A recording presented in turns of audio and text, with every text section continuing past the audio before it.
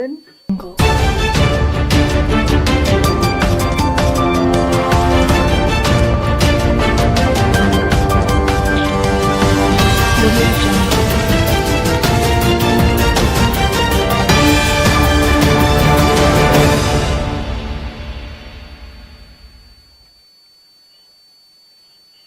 A very good afternoon to you all. Welcome to Younib TV Live at 1 with me, Peninah Wachera. On to the news. Embattled Deputy President Rigathi Gachagua has pleaded not guilty to all 11 accusations brought against him.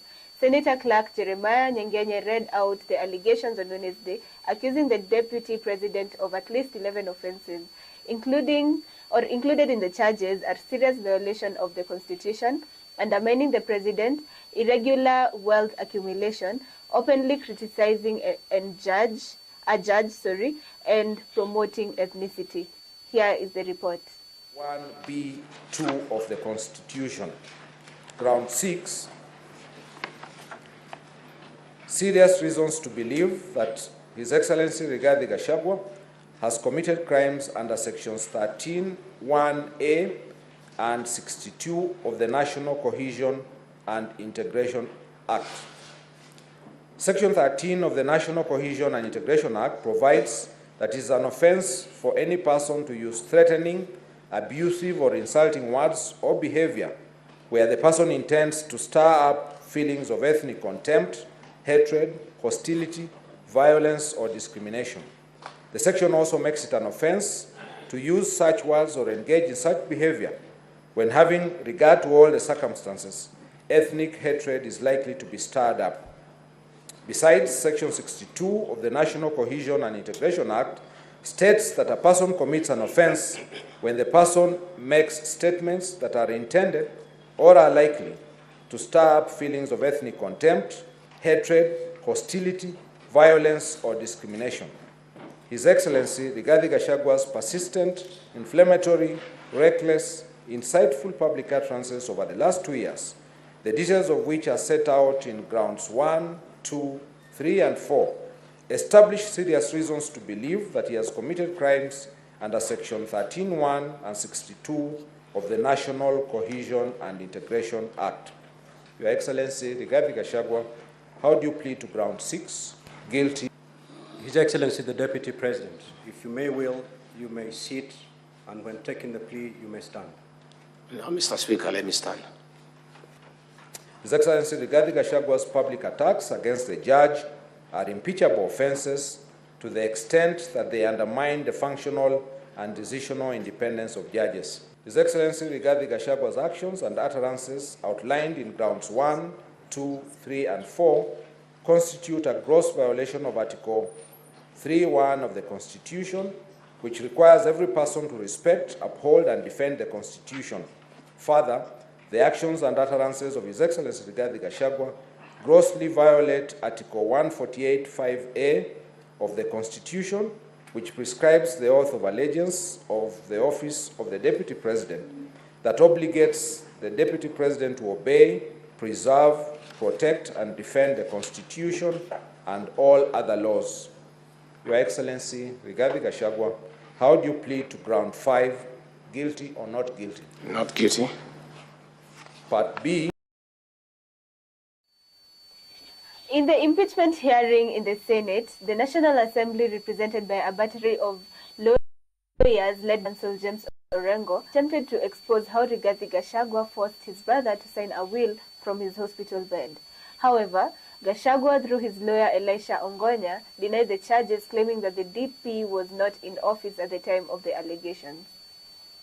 The other very important point which I want to put before the Senate,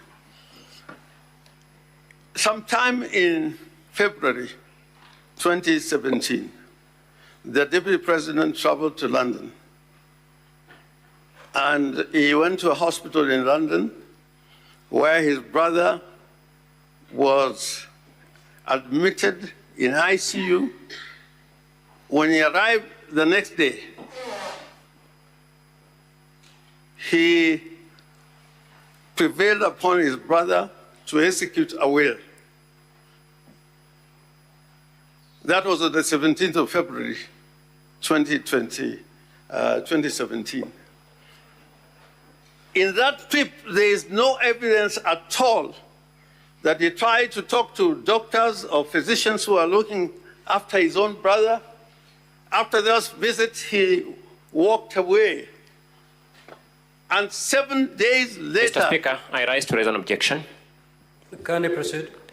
Mr. Speaker, we owe the Deputy President very elementary decency. We owe it to the Deputy President to be basically decent in these proceedings. I want to know whether counsel at the bar, one, can adduce this kind of evidence that is not contained in any evidentiary material before the Senate. I want to know which ground in the 11 grounds in the impeachment motion is this evidence from the bar supporting. I repeat, Mr. Speaker, we owe the Deputy President the most basic decency. I object. Senior Counsel Orengo, those amendments, are they contained? They're contained, they're all here. And refer to the document. Mwengi Mutuse, MP for Kibwezi West, found himself in a tight corner on Wednesday during a cross-examination in the trial hearing of the impeachment motion he filed against Deputy President Rigathi Gachagua. Relying on the skills of a team of lawyers led by Senior Counsel Paul Muite, Mutuse was put to the spot as Gachagua's legal counsel Elisha Ongonya sought to undermine his evidence in chief against the Deputy President. Honorable Mutuse, before being a member of parliament, what is your professional background? I am a lawyer. You're a lawyer by profession. You therefore understand the substantive laws and the procedural laws of this country. Is that a fair assessment? Yes, it is. You're aware, being a lawyer, that by law, you are bound by the allegations you presented to the National Assembly. Are you aware of that? Yes, we are bound by the allegations in the context of the rules of the Senate and the other laws. Do you still stand by that part of your allegation that he has not presented that complaint to the JSC to that date? I have since learned that indeed... Do you still stand by that allegation? I have since learned that indeed His Excellency Rigathi Gachagua did present a petition, but... Do you still stand by the fact that he has not presented the claim to the JSC as at 26 September 2024? I have since learned that he did present a petition. To that extent, that allegation is not true, yes? To the extent of presenting the petition, but to the extent of threatening the judge. To the extent that he will say he has not presented the allegation to the JSC to us at 26 September 2024, that allegation is not true, is it? We are in agreement, Counsel. Thank you. It is one of the companies that we reasonably suspect are convicts, are used as special purpose vehicles for corruption. So, what proceeds of corruption have passed through Spiritway Limited? How much? We have demonstrated the specific... No, I'm asking what proceeds of corruption have passed through Spiritway Limited as a particular company? In our evidence, we have not presented evidence against Spiritway. You have not? Yes. No, you know, correct English. When I say you have not, you say no, we have not. You don't say yes. Okay. You have not presented evidence. We have not presented evidence. Thank you. Let's move to Fortis Vis Group Limited, 18 of 85 for volume 1. We have no quarrel with Fortis. Sorry? We have no quarrel with Fortis. I didn't get the answer. We have no quarrel with Fortis. You have no quarrel with Fortis Vis Group Limited? We don't have. What is it doing in this motion, Mr. Mutuse? Decorative. It is one of the companies associated with His Excellency Rigathi Gachagua. What is wrong with Fortis Vis Limited being associated with Rigathi Gachagua? What is wrong with that? At the time of submissions, we'll be stating why we think there is something wrong. No, we want that question answered now so that we will submit on it. What wrong has Fortis Vis Group Limited committed anywhere on earth? Why would one person own 25 companies doing the same things? What law prohibits a person owning 25 companies? What I law? think counsel for the Deputy President, the Honorable Mutua has said he has no quarrel with that company. Which Just is to what? settle it. You know, Mr. Speaker, I made an opening statement. In my opening statement, I said we have allegations that oscillate from the false to the ridiculous to the embarrassing. If he just answers and I keep quiet, I would fail to demonstrate the oscillation. I want these distinguished senators, in their conscience, to know what exactly we are doing here. Because they were given an 85-page motion to deal with. This is part of the content of 85 pages. Surely, Mr. Speaker, for Mr. Mutua to tell these senators that he brought them this company just as a name, I don't know how dignified this house would feel, but if I sat where this house sits, I would feel that's undignifying. Homa Bay town traders have voiced concerns about a growing pattern of daytime robbery in the region on traders in the last few days by a group of individuals who target businesses, in particular M-Pesa shops and wholesalers.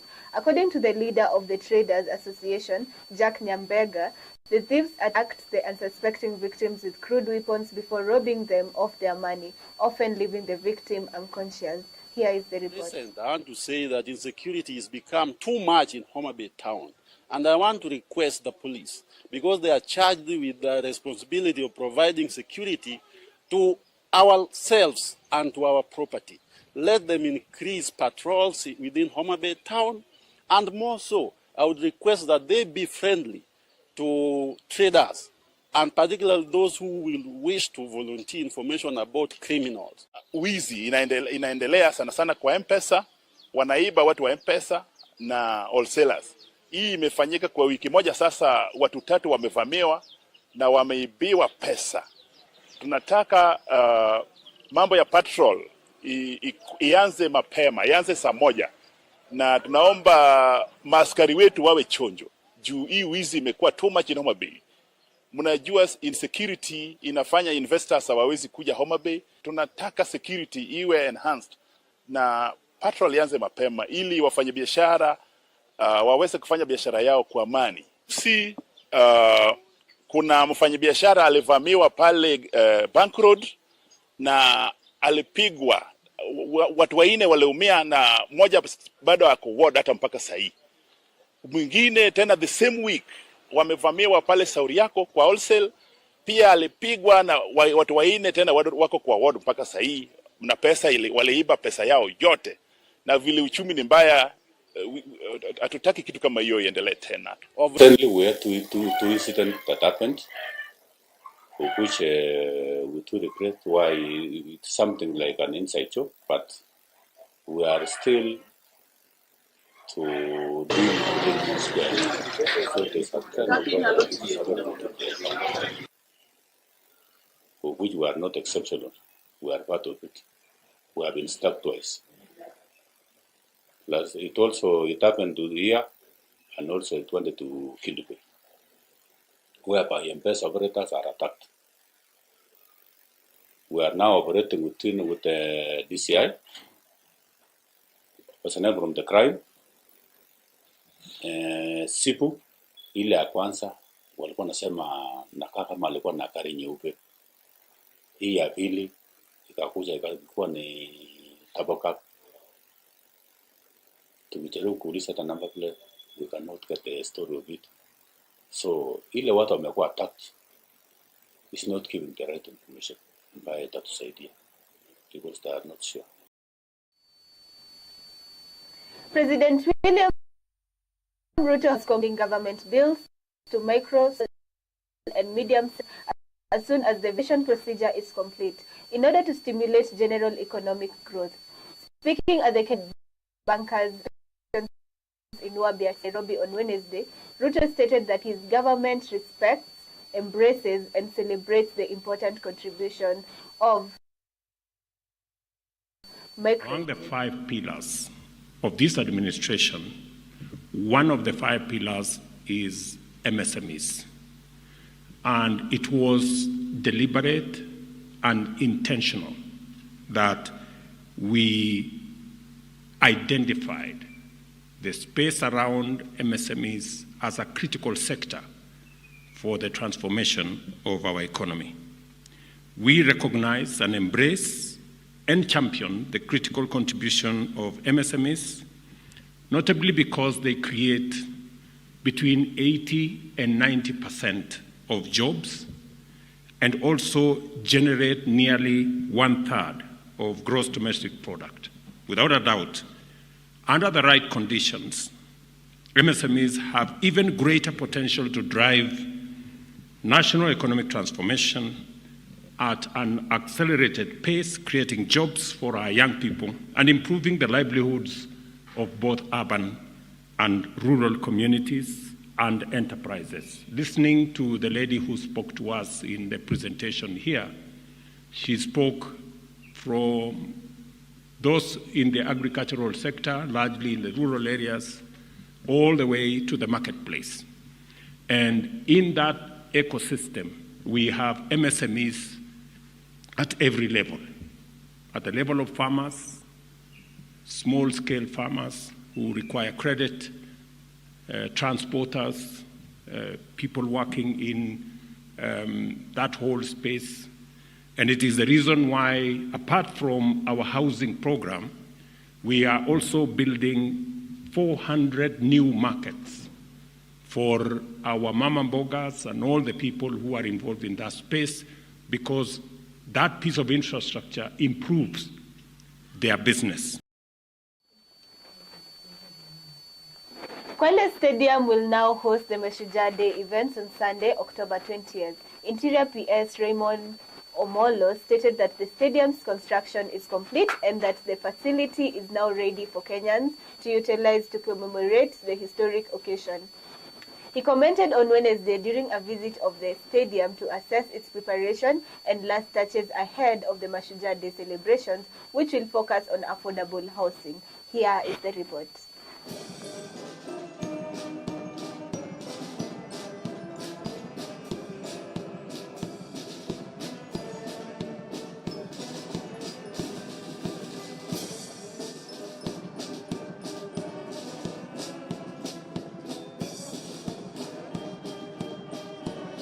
Kwale is ready to host the celebrations, and the team has worked really hard to ensure that this becomes a reality. When we began, the stadium was just beginning to be constructed, and today, if you look around, it is completely finished and it is ready.